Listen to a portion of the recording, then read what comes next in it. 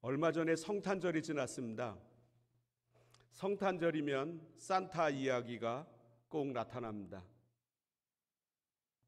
부모는 자녀에게 하나님께서 산타를 보내주신다고 말씀합니다.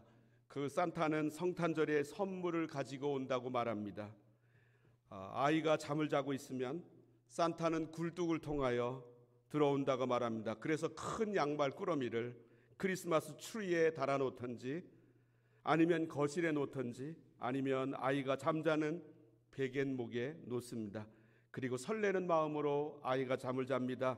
크리스마스 날 아침 일찍 일어나 아이는 이 큰 양말을 찾습니다.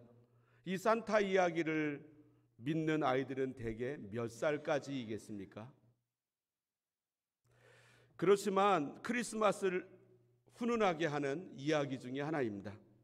비단 산타 이야기만 선물을 말하겠습니까?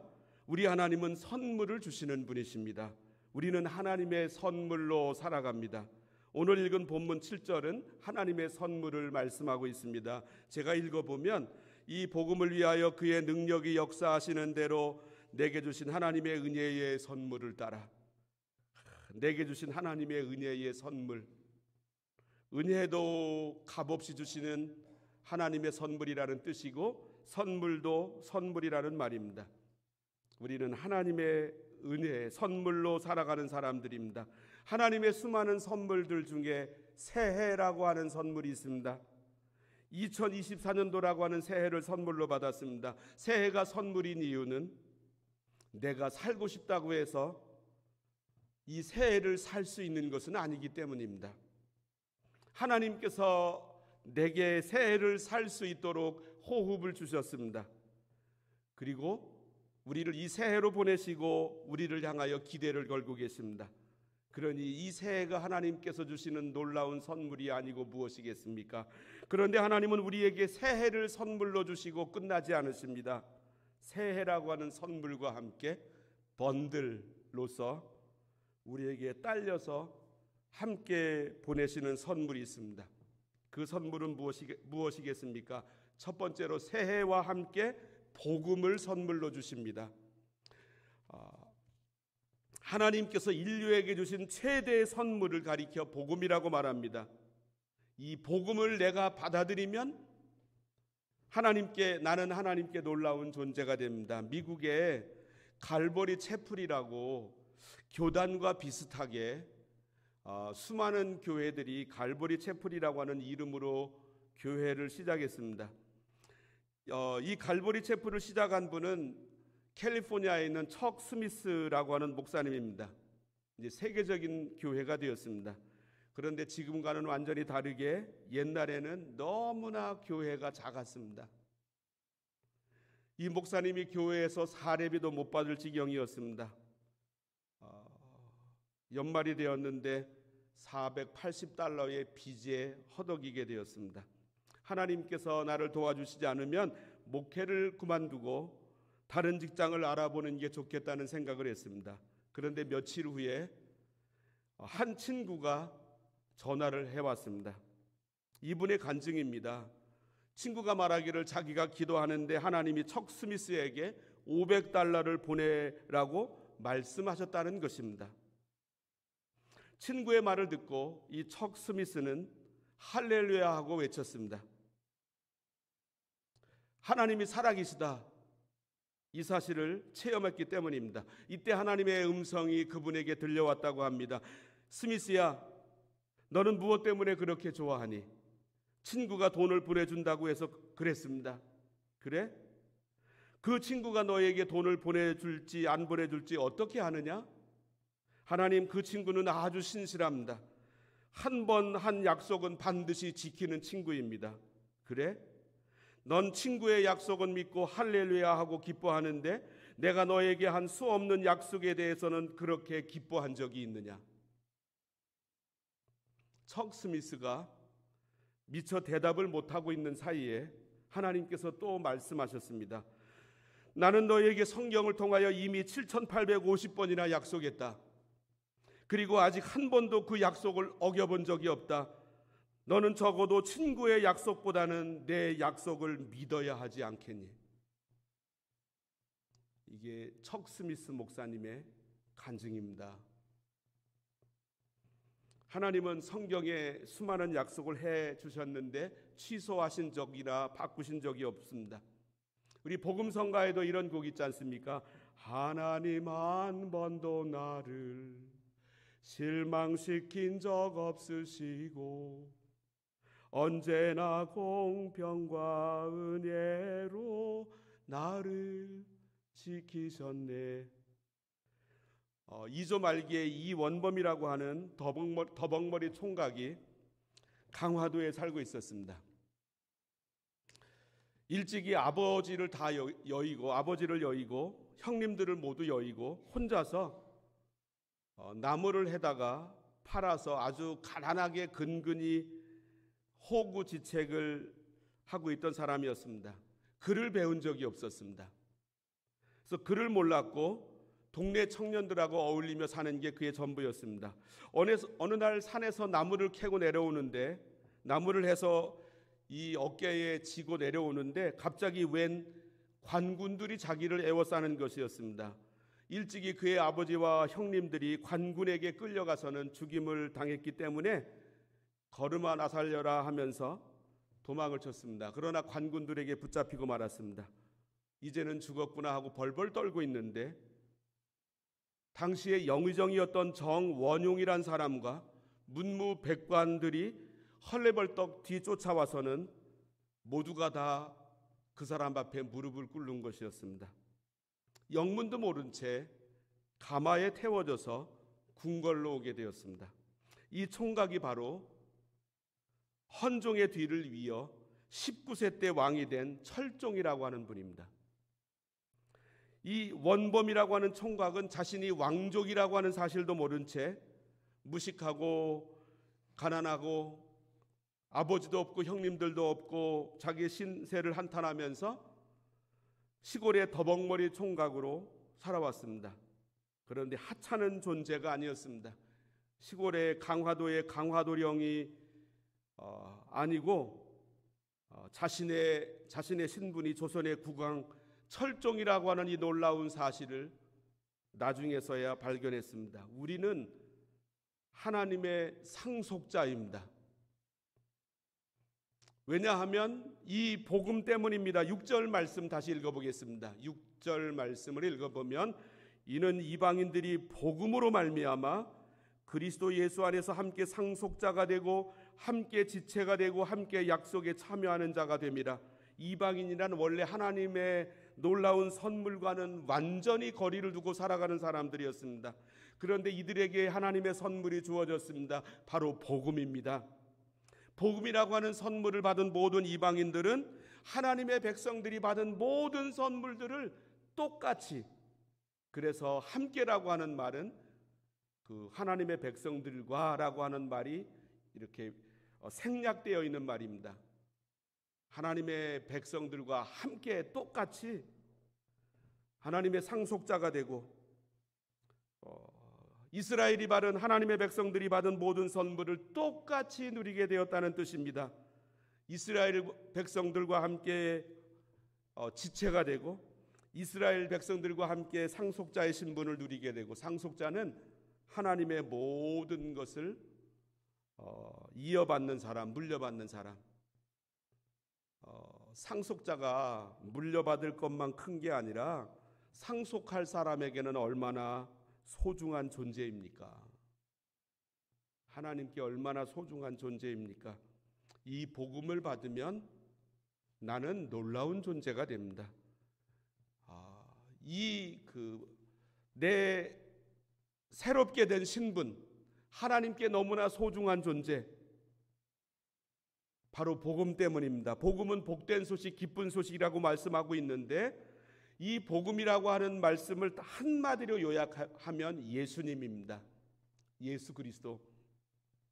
바울은 로마서를 쓰면서 복음 이야기를 하고 있는데 로마서 1장에 제가 읽어드리면 예수 그리스도의 종 바울은 사도로 부르심을 받아 하나님의 복음을 위하여 택정함을 입었으니 라고 말씀하면서 이 복음은 쭉 설명하다가 1장 2절에서 이 말씀으로 시작해서 1장 4절에는 곧 우리 주 예수 그리스도시니라. 복음이라고 하는 이 한마디는, 이 말씀을 한마디로 요약하면 예수 그리스도입니다. 예수님이 나를 구원하셨고 내 인생의 답이 예수님이라고 하는 뜻입니다. 그래서 우리는 이 예수님을 붙잡고 살아갑니다. 이게 능력입니다. 바울은 오늘 이 에베소서를 썼을 뿐만 아니라 고린도 후서도 썼는데 거기에서 이렇게 말씀하고 있습니다. 우리가 이 보배는 예수님입니다. 이 보배를 질그릇에 가졌으니, 질그릇은 깨지기 쉽습니다. 나는 늘 깨지기 쉽습니다. 그런데 하나님은 깨지기 쉬운 나라고 하는 그릇에 이 보배 예수 그리스도를 넣어두셨습니다. 이는 심히 큰 능력은 하나님께 있고 우리에게 있지 아니함을 알게 하려 함이라. 우리는 생각합니다. 물건을 손에 쥐듯이 뭔가도 큰 능력이 내 손에 꽉 쥐어진 채 늘 보면서 확인하면서 살아가면 좋겠다. 그런데 그렇지 않고 하나님은 능력이 우리에게 있지 않고 우리에게 넣어주신 예수님에게 있음을 늘 말씀합니다. 그래서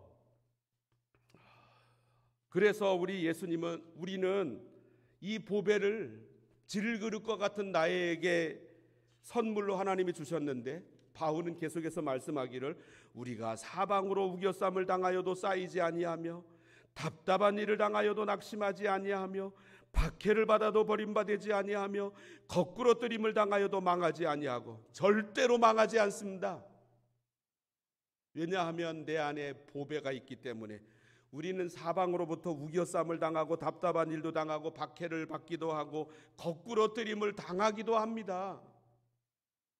그러나 절대로 망하지 않습니다. 우리는 보배이신 예수님을 받았기 때문에. 그래서 예수님을 모시면 고린도서 이 말씀에 계속해서 우리가 항상 예수의 죽음을 몸에 짊어지면 예수의 생명이 또한 우리 몸에 나타나게 하려 함이라. 이 복음, 예수 그리스도, 하나님께서 새해라고 하는 선물과 함께 복음이라고 하는 선물을 딸려서 보내주셨습니다. 이 얼마나 대단한 선물입니까? 그런데 이 복음이라고 하는 선물과 함께 우리에게 주신 또 하나의 선물이 있는데 두 번째로 하나님은 복음의 일꾼이라고 하는 선물도 주셨습니다. 미국인 목사님 중에 존 비비어가 있습니다. 존 비비어, 이분이 순종이라고 하는 책 제자반에서도 읽는데 이렇게 말합니다. 하나님은 우리에게 필요한 것을 우리가 원치 않는 꾸러미에 담아 보내실 때가 많다. 하나님은 우리에게 선물을 주십니다. 그런데 우리가 원치 않는 꾸러미에 담아 보내실 때가 많다. 우리 받는 대부분의 선물은 포장도 근사합니다. 그런데 하나님은 우리가 원치 않는 선물 포장에 담아서 하나님의 선물을 보내신다는 것입니다. 우리는 그 선물 꾸러미를 보고 시원치 않아서 거들떠보지도 않을 때가 많습니다. 하나님의 선물은 이렇게 주어지는 경우가 너무나 많다는 것입니다. 하나님의 선물이 무엇입니까? 복음의 일꾼 되는 것입니다. 복음의 일꾼. 7절 읽어보겠습니다.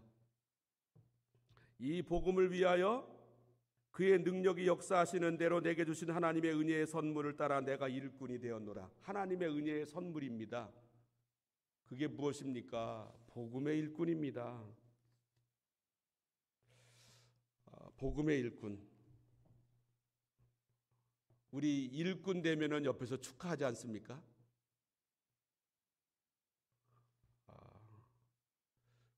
우리 자녀들이 좋은 학교에 진학하면 축하합니다. 그 이유가 무엇입니까? 좋은 학교란 아주 힘들게 공부시키는 학교라는 뜻입니다. 이 학교 공부가 얼마나 힘든데 그곳에 들어가는 게 무슨 축하받을 일이겠습니까? 그러나 그 고단한 일을 통하여 내 지성의 근육이 단련됩니다. 그리고 학교 생활을 통하여 선생님과 친구들과의 인간관계가 형성됩니다. 고단함을 피하려고 하는 사람은 편하기는 하겠지만 내 지성의 근육은 자라나지 않습니다. 그래서 아주 어려운 학교에 입학함이 큰 복입니다. 이 복음의 일꾼이 무엇이 쉽겠습니까? 복음의 일꾼, 쉬운 일이 아닙니다. 그런데 이것이 하나님의 선물입니다. 하나님은 우리들에게 늘 메시지를 보내주십니다. 우리는 메시지를 놓칠 때가 많습니다. 혹은 무시할 때도 있습니다. 그런데 우리가 복음의 일꾼이 되면 하나님의 메시지가 더 많이 다가오는데, 그 하나님이 우리들에게 주시는 메시지 중에는 우리가 일꾼 되기 전에는 전혀 누려보지 못한 메시지가 있습니다.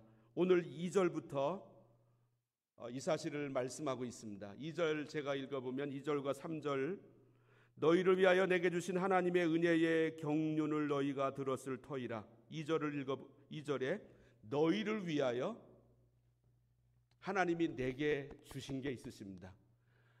그냥 하나님은 나에게 필요한 것은 나에게 주시고 저 사람에게 필요한 것은 저 사람에게 주시면 끝났을 텐데, 편할 텐데, 저 사람에게 필요한 것을 나에게 주십니다. 너희를 위하여 내게 주신 하나님의 은혜의 경륜, 이 경륜을 이야기하여 그 사람에게 전해 줍니다. 하나님은 나만을 위한 계시로 끝나지 않으십니다. 저 사람을 위하여 하나님의 그 놀라운 메시지가 나에게 전달됩니다. 이게 정상적인 신앙생활입니다. 불어권 아프리카를 위해 불어권 아프리카와 상관없는 우리들에게 하나님의 메시지가 들려옵니다. 왜냐하면 우리는 하나님의 복음의 일꾼이기 때문입니다. 그래서 우리는 그냥 일꾼 되기 전에는 체험해 보지 못하던 하나님의 메시지가 막 들려옵니다. 그래서 하나님의 복음의 일꾼 되는 게 정말로 큰 하나님의 선물입니다. 복음의 일꾼으로 살다 보면 어려움 당하는 게 있는데 1절 말씀을 읽어보겠습니다. 1절, 이러므로 그리스도 예수의 일로 너희 이방인을 위하여 갇힌 자 된 나 바울이 말하거니와. 바울은 지금 로마의 감옥에 갇혀 있습니다. 감옥에서 자유로운 세계에 편지 4통을 썼는데 에베소서, 빌립보서, 골로새서, 빌레몬서, 옥중서신이라고 나중에 학자들이 이름을 붙였습니다. 복음 때문에 갇혔다고 말씀합니다. 그런데 이것 때문에 주눅들지 않습니다. 발명왕 에디슨이 식사 시간을 놓쳐가며 어떤 때는 18시간을 연구실에 들어가서 연구에 열중했다고 합니다. 18시간 동안 식사도 잊어버렸습니다. 그는 1000개가 넘는 발명을 했지만 그가 남긴 기록을 보니까 나는 한 번도 일한 것은 없다. 모든 것을 즐겼을 뿐이다. 그분은 자신이 하고 있는 일을 즐겼습니다. 자신이 하고 있는 일에 그냥 미쳐 있었기 때문에 그는 노동한 기억이 없다는 것입니다. 18시간 동안 밥을 먹지 못해도 저는 이 에디슨의 마음을 좀 이해할 수 있을 것 같습니다. 교회에서 복음의 일꾼됨을 즐기고 있습니다. 이 얼마나 대단한 하나님의 선물입니까? 제가 목사가 되고 나니 이렇게 귀한 분들과 함께 교회 생활을 하고 서로 기도해주고 기도받고 사랑하고 섬길 수 있고 함께 동역하며 나갈 수 있다니, 이게 얼마나 놀라운 하나님의 선물입니까? 그래서 이방인을 위하여 바울처럼 갇히게 된, 내 자유를 상실하게 되는 때도 많지만, 그러나 이건 놀라운 하나님의 선물입니다. 그래서 바울은 새해와 함께 하나님은 복음을 주셨고 이 복음도 하나님의 선물이고 복음의 일꾼됨도 하나님의 선물이다. 저는 앞으로 갇히게 되는 일이 많이 생기겠지만, 내 자유가 속박당하는 일이 많이 생기겠지만, 그러나 하나님의 선물로 지금까지도 알아왔고 앞으로도 그렇게 알아갈 것입니다. 세 번째, 복음과 함께 능력을 선물로 주십니다. 7절 말씀을 다시 읽어보겠습니다. 이 복음을 위하여 그의 능력이 역사하시는 대로 내게 주신 하나님의 은혜의 선물을 따라 내가 일꾼이 되었노라. 하나님이 우리들에게 복음의 일꾼을 맡기셨는데 이 일을 위하여 내가 알아서 하라고 하시지 않고 끝나지 않으시고 계속적으로 능력을 부어주십니다. 그의 능력이 역사하시는 대로, 이 말씀은 이 능력이 따라온다, 계속된다라고 하는 뜻입니다. 예수님은 제자들을 세상으로 보내셨습니다. 마태복음 28장 맨 끝장 끝절에 보면 그러므로 너희는 가서 모든 민족을 제자로 삼아, 모든 민족에게로 가라. 모든 민족에게로. 그리고 아버지와 아들과 성령의 이름으로 세례를 베풀고 내가 너희에게 분부한 모든 것을 가르쳐 지키게 하라. 그런데 예수님은 돈을 대주지 않으셨습니다.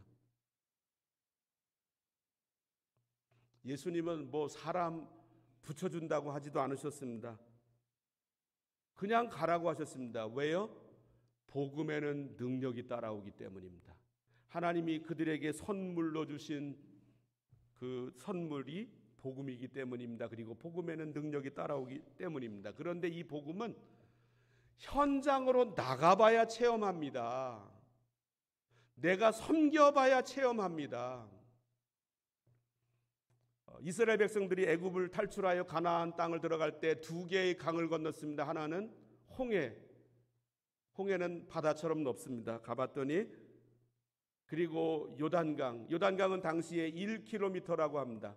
1km였다고 합니다. 이 너비가 오늘날에는 이 벽과 벽 사이도 되지 않습니다. 홍해는 하나님이 그냥 열어주셨습니다.